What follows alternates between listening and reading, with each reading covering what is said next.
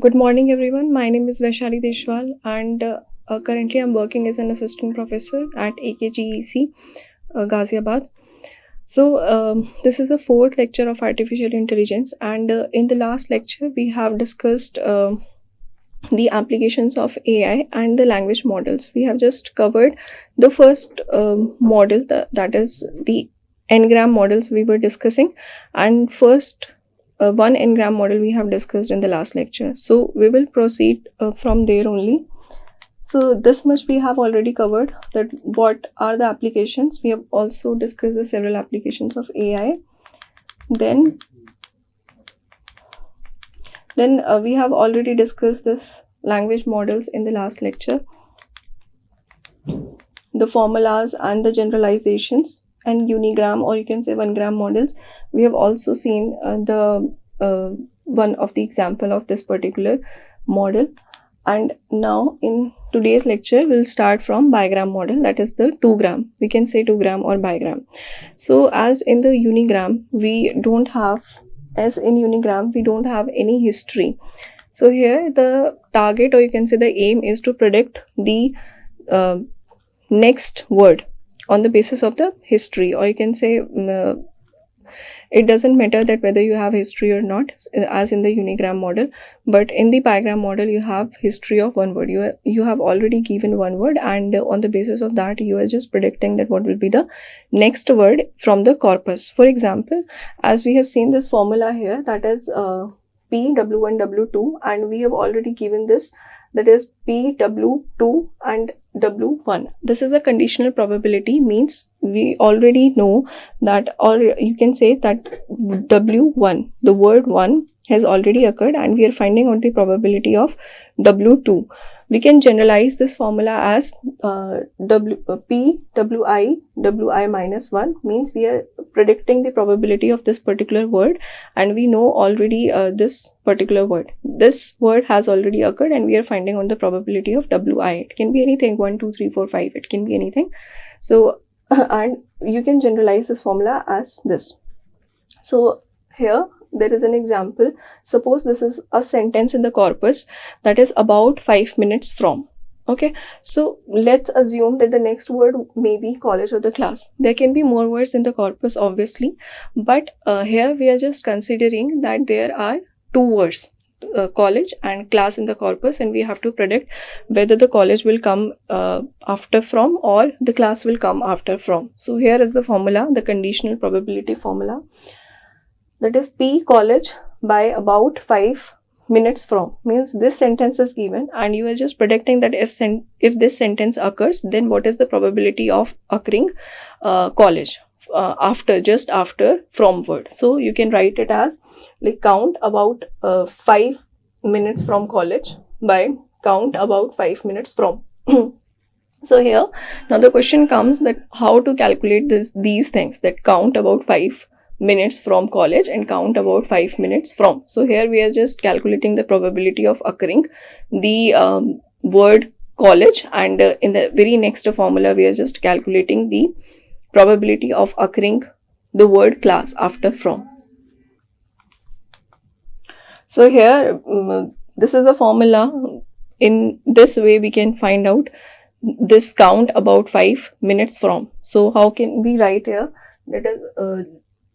That is count about 5 minutes from. So you can write this is the starting of this symbol, that is the S, it stands for start of the sentence. So start of the about and start of the sentence into P about divided by about, means the word about has already occurred, and you are finding out the probability of 5, or just writing down the probability of 5, that how many times 5 will come just after the about. Similarly this also, and here you will write P from minute. That means that the minutes has already occurred, and you are finding out the probability of from. So here in this way you can just find the denominator, that is the count about 5 minutes from, and just calculate the value, and you can write here the in denominator. Now we'll find the numerator here, that what will be the probability of college just after from, that what will be the probability of college word just after the from. So here P, similarly we can write here also, and in the last we'll write that P college from, that from has already occurred and what will be the probability of college. So similarly we'll calculate the count for class and the other words if they are there, and we'll write these values in this particular formula, that is the probability college by about 5 minutes from.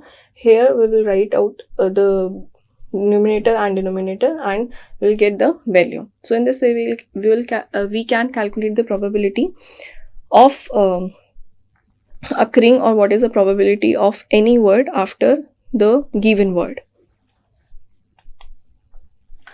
Now just like the diagram, similarly we can also find out we have the generalization of formulas for the trigrams. In trigram we have two word history, means we are given two words and on the basis of that we are just calculating the next word, that will be the next word after the two words.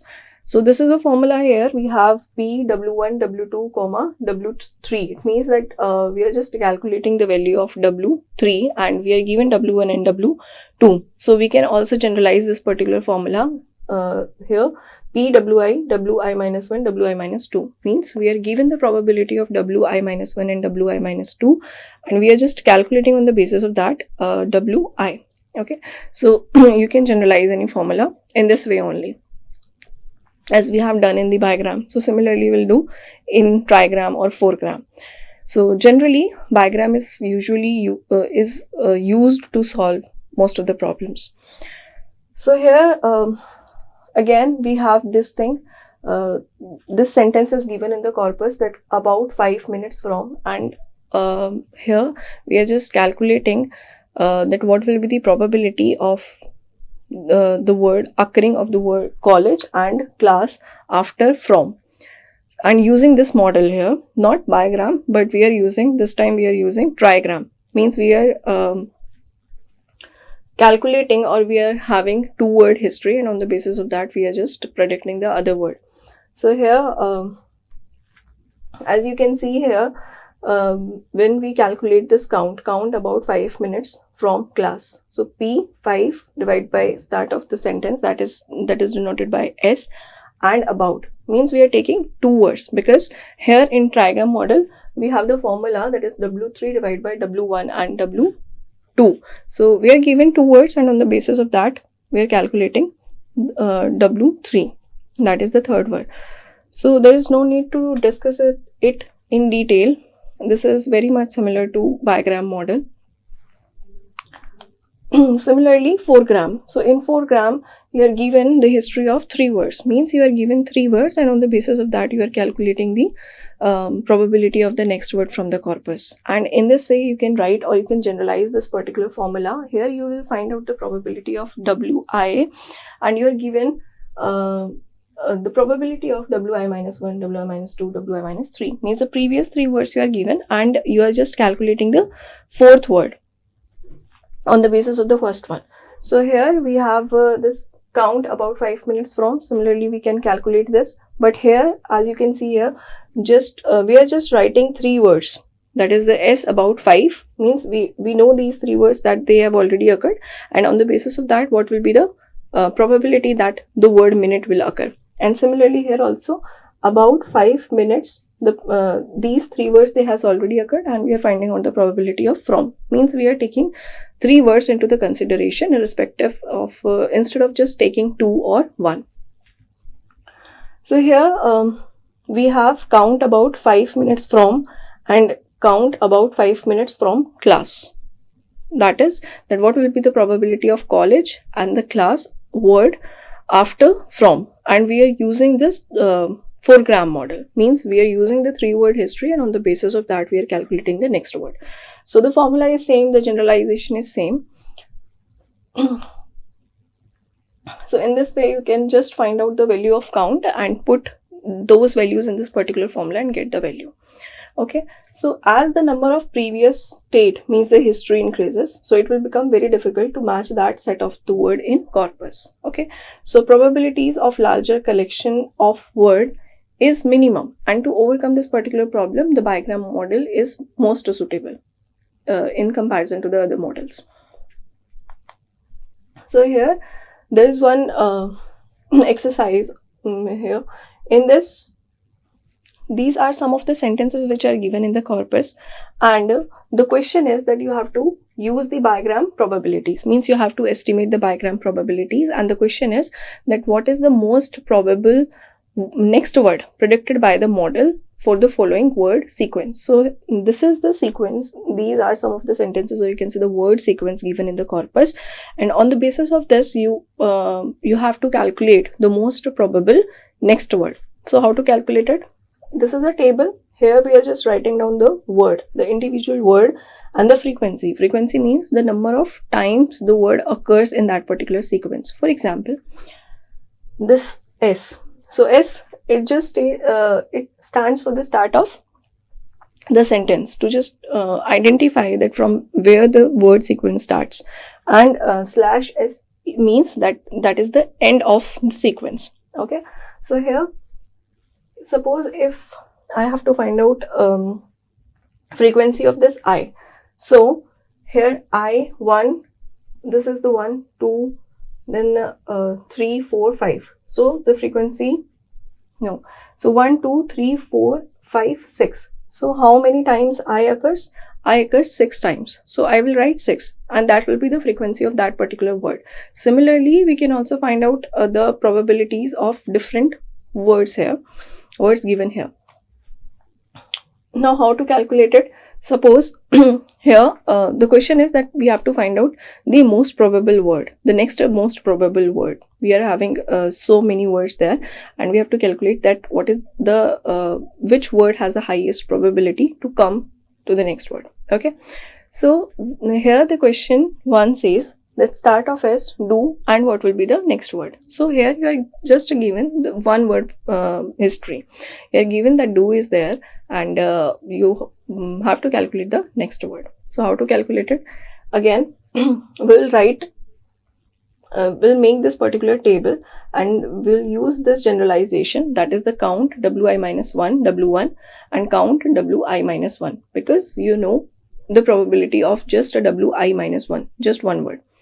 So here, how to calculate these things? That is the P, let's see this, P, I by do.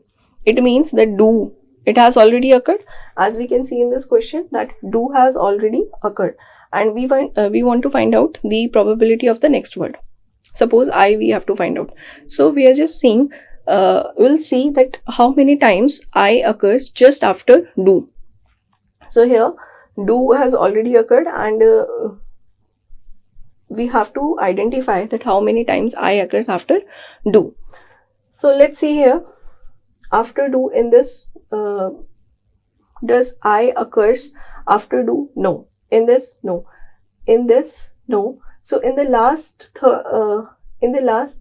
third and second, if you see these two statements, that is the last third and last second statement, then here just after do we get I. Just after do we get I. So only 2 times we are getting I just after do. So here the probability of the next word would be 2 by 4. The probability of do is 4 because 1, 2, 3 and 4. So here the probability of occurring do is 4, and the probability of occurring I just after the do is 2. So here we can write 2 by 4. And similarly we can find out the probabilities of for all of these words, the next words. And as you can see from this particular table, that the probability of this I do, probability of I and do, I divided by 2 is highest. So I is the most probable in comparison to all other words, and this would be the answer here, because after do you will write I, because the probability of I is high in comparison to the other words. So again, this is the second question. Here, as you can see that start of the S, that is a S, and start of the sequence S, I like Henry. So this is a sentence, and after this there is a question mark. Means you have to find out that what will be the next word after Henry. So here again you will calculate the probability of the next word. And similarly, you will write this table. You will prepare this table. So here Henry is given, and we are calculating, we are applying the bigram model, you can say, because we are considering only the one word history. So here Henry is given. This is a conditional probability, that what will be the probability of Henry. Suppose we are taking this second line here, P.I. Henry. So it means that Henry word has already occurred. Then what will be the probability of occurring I just after the Henry? So as you can see here, let's calculate the second one, that is the P.I. divided by Henry. So see the corpus, that Henry occurs 5 times. 1, 2, 3, 4, 5. So we'll write 5. And how many times I occurs just after Henry? So we'll calculate that. So I just see this fourth statement from the very starting, that is Henry I am. So just after Henry you will get I. So here this is the only one sentence you are getting, I just after the Henry. So here the probability is 1 by 5. And similarly you will calculate the probability of the next word for the other words, for all the other words, that is S, am, Henry, like, college, do, etc. So in this we are getting the /s gets the highest probability, so it will come after Henry. Okay. So again, this question is very much similar to the previous one. No need to explain this. You will do by yourself. So here, this is a question, and again the sequence of the words are given and word and frequency table is given. The question is that which of the following sentence is better? Which of the following sentence is better, that is gets a higher probability with this model, and use bigram. So it is also given that you have to use bigram, means you have to consider only one word history. Okay, so the first sequence is S, I like college /S. So how to calculate it? Just write the count formula, that PIS into P like I. It means that the I word has already given, and you are finding out the that what will be the probability of like just after I. And similarly you will write this particular formula, and you have to calculate this directly. Suppose if you want to calculate P like by I, P like divide I. So how to calculate it? The probability of occurring I is 6. As you can see here, I is present in 5 sentences, in 6 sentences, in 6 sequences here. So you will write the probability of occurring I is 6. And what about the occurrence of like just after I? So as you can see in the first sentence, no, we are not getting like just after I. In the second we are getting, okay. Then in the fifth sentence we are getting, and in the last second sentence we are also getting like just after I. So there are 3 sentences where I am getting I just after like. So I will write 3 by 6. Similarly, you will calculate the probability of all the other sequences, and in the next for the next sequence also you will find out the probabilities. And as you can see that in the first sentence the probability is 0.13, and in the second one the probability is 0.0257. So here the first sentence has the highest probability in comparison to this one, this second sentence. So the first one will be the answer. That means that I like college is the most probable. The first sentence is more probable and in comparison to the second one, and that's the reason that it would be the answer. Okay. Now, there are some issues in language modeling. What are these issues? First issue is that overall product of probabilities becomes very small. Why? Probabilities are small and you are just multiplying the probabilities. 0.01, 0.02, and you are just multiplying those probabilities. So overall product of the probabilities becomes very less. This is one of the issue. Second issue is that if numerator and denominator may become 0, so when calculating the probabilities, okay, so this is also a issue. If the numerator is 0, then also you are getting 0, and denominator is 0, then also. So here numerator or denominator may become 0. That is also an issue. So what are the solutions? So for the first thing, that the product of the probabilities becomes very small. To solve this problem, the solution is that we are taking log of probabilities. Log of probabilities, by taking the log of probabilities, as you know the formula, that if we take the log of probability, then it becomes then we will do the addition for simplifying this, that log p1 into p2 into p3, it becomes log p1 plus log p2 log p3. So in this way the product of the probabilities doesn't become so small. Okay, so this is one of the solution, that you can take the log of probabilities here. Second point is smoothing techniques. So the as you can see, one of the issue is that numerator and denominator may become 0. Okay, so to solve such kind of the problems, you are just using the smoothing techniques. So this is the another concept, and here just remember that we'll use some smoothing techniques to solve that particular problem.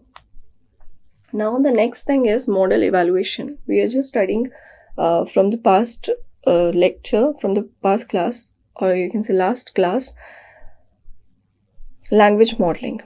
Okay, so it is very indispensable to calculate or to evaluate the model performance, that how the model is performing, what is the accuracy of the particular model. So it becomes very important here. So the evaluation can be a task specific metric, such as meaning accuracy on language identification. Okay, and alternatively we can have a task independent model of language quality. So we can have the task independent also. In this you have to calculate the probability assigned to the validation corpus by the model, and the higher the probability, the better the model is. Okay, so this metric is quite inconvenient because the probabilities of the large corpus will become very small number, and a floating point under flow become a issue here. So here comes a concept, that is perplexity. So a different way of describing the probability of a sequence is with a measure, that we can calculate the accuracy with the help of a measure here, that is called perplexity. So this is the intrinsic evaluation. There are two types of evaluation, extrinsic and intrinsic. So perplexity is one of the intrinsic evaluation of the model, and one which gives a prediction of the test model. So perplexity is the inverse probability of test data normalized by the number of words. So as you can see here, that this is the inverse. You are writing p w1 w2 to wn minus 1 by n, or you can just write this formula in this way. You can just simplify this formula in this way. So as you can see here, this is the inverse probability of test data. So we can say that better the language model, the lower the lower is the perplexity, you can say better the model is. Okay, so because we need the highest probability of the sentence, and as you can see here, that perplexity is the inverse probability. So as the lower is the perplexity, better the language model is. Moving on, here we'll discuss some of the applications of language modeling. In language modeling, we have already discussed the aim is to predict the next word, that what will be the probability of the highest probability of a particular word after the given word, that which will come from the so many words which are given in the corpus. So that is the ultimate aim in that language modeling. So there are some applications of language models. First one is speech recognition. Speech recognition, this involves a machine being able to process speech audio and virtual assistants, for example, Alexa, Siri, they commonly use speech recognition.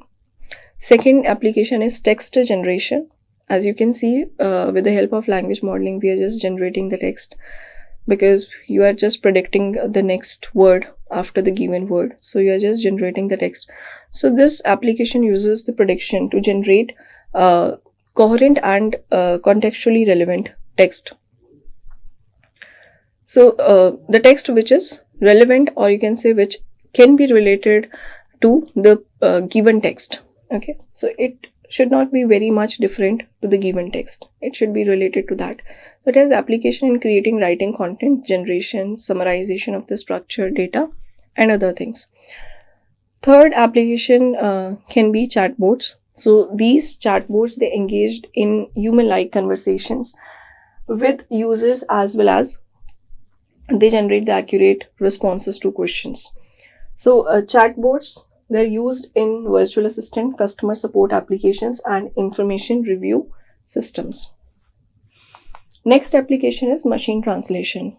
So it is very important, machine translation. So this involves the translation of one language to another by a machine. As the word suggests, machine translation, that you are just translating one words from one language to the other one. So here the Google Translator and Microsoft Translator, they are the two programs. And another one is SDL Governments. So these are the examples. These are few examples, you can say. SDL Government, which is used to translate the foreign social media feed in real time for the US government. Next is part of speech tagging. So this involves markup and categorization of the words by certain grammatical characteristics, and this model is used in the study of linguistics.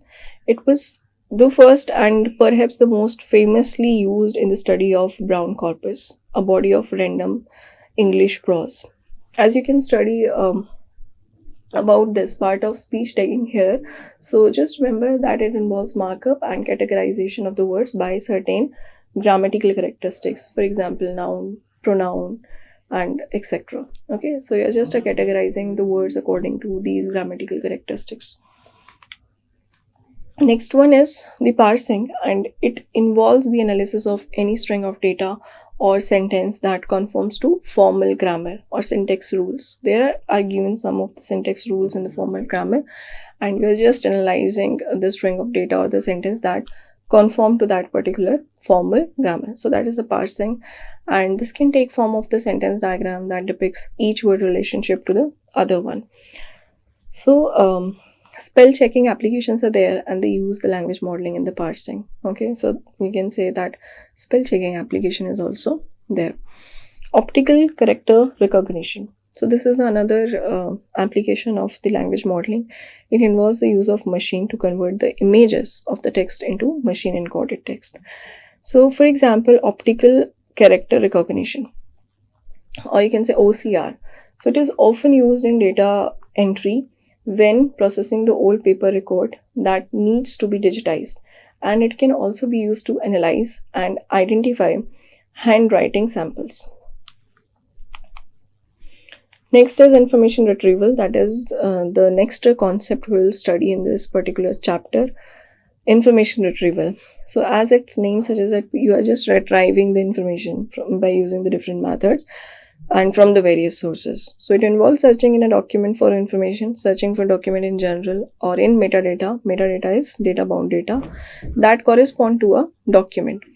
So web browsers, they're the most common information retrieval application.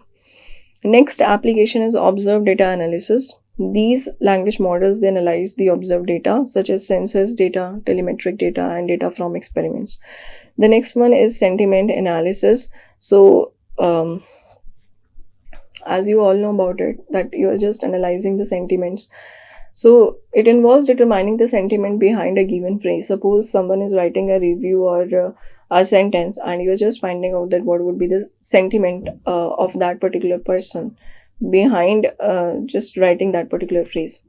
So sentiment analysis is used to understand the opinions or the attitude expressed in a text. The businesses, they use to analyze unstructured data such as the product reviews and general posts about their product. Okay, so some services that provide the sentiment analysis tools are these. You can read it. And NLP tool of Google, NLP tool BERT, is also used for the sentiment analysis. So these are some of the examples which are used for determining the sentiment behind a given phrase. Now these were some applications of the information of the language modeling.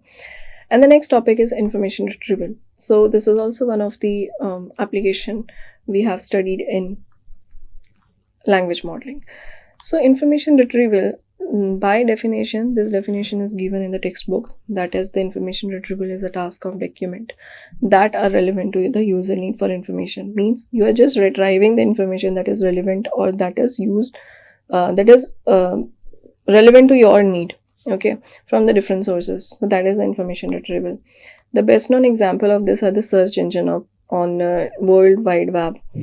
A web user can type a query such as AI book into the search engine and see a list of relevant pages which are related to the AI book. So in this section, we'll see that how such system built, and an IR system can be categorized by the few things. For example, so these are some of the characteristics. The first one is the corpus of document, that there should be a corpus of documents. Or you can say the sources of information should be there from where you can just retrieve the information. So here, each system must decide what it wants to treat as a document, a paragraph, a page, or a multiple text. So it is very important, first of all, to decide that what would be the what it wants to treat as a document, because there is much. So it is very important to just categorize that what would be the document for it, and from which it can retrieve the information. Secondly, queries posed in the query language. There should be a query language, use of some of the Boolean operators there. So a query specifies that what the user wants to know. The query language can be just a list of words such as AI book, or it can specify a phrase of words that must be adjacent. As in AI book, it can contain the Boolean operators as in AI and book. It can include known Boolean operators such as AI near book. So you can use the several keywords, or you can just add more keywords using some of the Boolean operators there. Next is the result set. So result set is the subset of the documents that the IR system judges to be relevant to the query. Suppose there is document, there is corpus, and you are just writing your query to finding out or to fetch some of the information, to retrieve some of the information.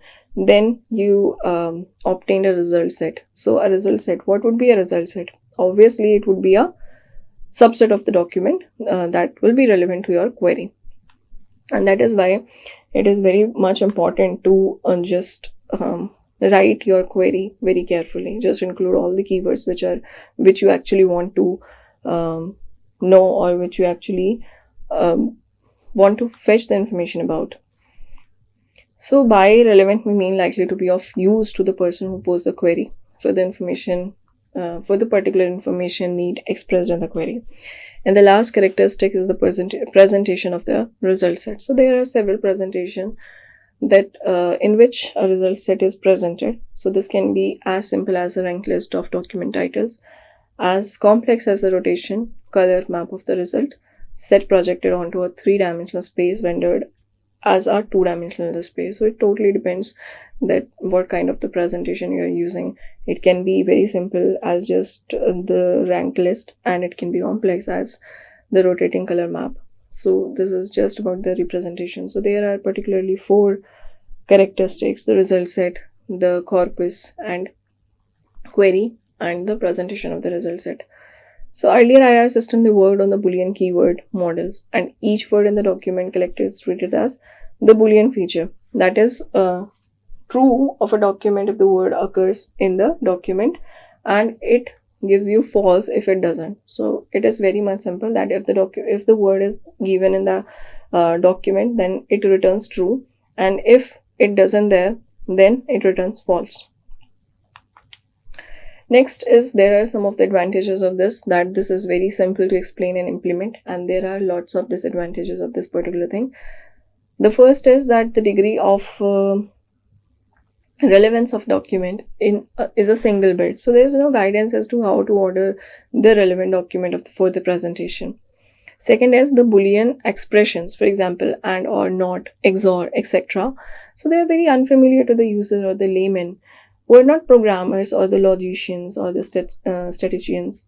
So users find it very intuitive that they want to know about farming in the state of in different states. They need to issue a query somewhat like this: farming, Kansas, or this. So what I mean to say is that the Boolean expressions, they are unfamiliar to the users who are not the programmers, and it becomes very difficult for those programmers and the logicians to post a query according to their relevance. It can be hard to formulate an appropriate query. So this is the third disadvantage here, that it is very difficult to formulate the appropriate query for the skilled users also. If suppose someone is the programmer, the logicians, even for themselves, it becomes very difficult to pose the appropriate query to apply and or not, or different operators. So this is it for today. These are the advantages. Okay, disadvantages, advantages. So in the next lecture, we'll discuss the IR scoring functions and the different functions, the BM25 functions and IR system evaluations. Okay, thank you.